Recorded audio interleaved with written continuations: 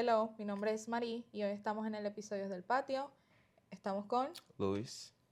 So, ¿nos puedes decir un poquito qué significa comunidad para ti? I feel like community is where people come together, not only in a sense to celebrate, but to be able to share their own stories and, I don't know, come together.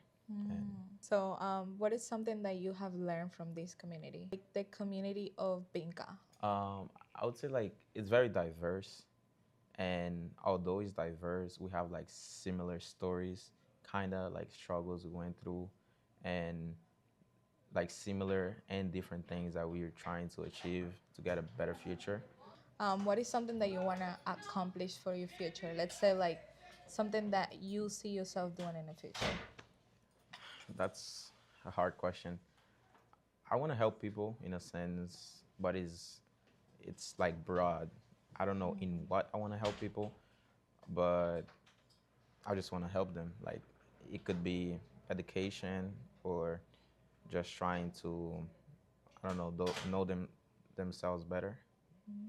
Interesting. If you had the power to change something in your community, what would it be right now? People are just, I would say, lonely nowadays in a sense. They're like glued to their phones, and they're just, I would say, scared to open up or just have a conversation. If I were to change something, it would be like to create an environment where people are just come to get to socialize. So, can you tell us a little bit about your childhood? My childhood. Yeah. Okay, my childhood was a little bit complicated. I was born in DR, and then when I was about 8 years old, I went to Haiti. I went like to a lot of places, like 10 countries I would say I Oh passed. my God. Then I went to Mexico where I spent 8 months. There I got a job. Then I got here. Then in July, then September, I got to the school, and I didn't really know much about like Spanish. And this school is there's a ton of Dominicans and people who speak Spanish.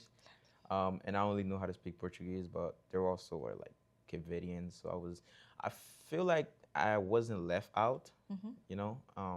But still, when I got here, I learned the Spanish better. I was able to make some friends, and I'm here just trying to make a better story for me and for others.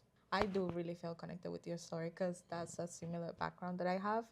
I've been like in 11 countries Wow, in total. So like that's why I yes. was like, oh, he have traveled a lot.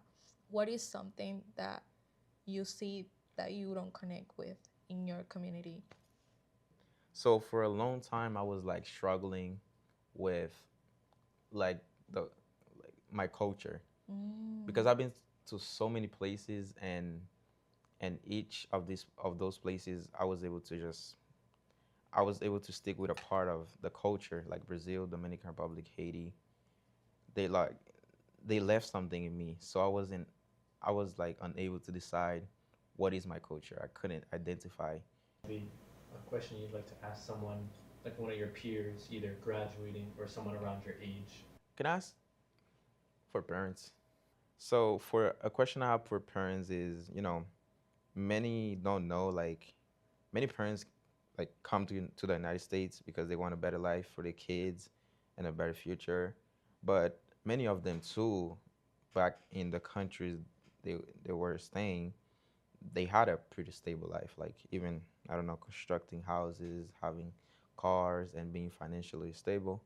So a question that I have is going through all of these challenges and hardships to come to the United States, was it worth it? You know, do you think it was worth it? I mean, yes, of course, for your kid because your kids have an opportunity to have a better future, but was it worth it? That's That's a good yeah. question.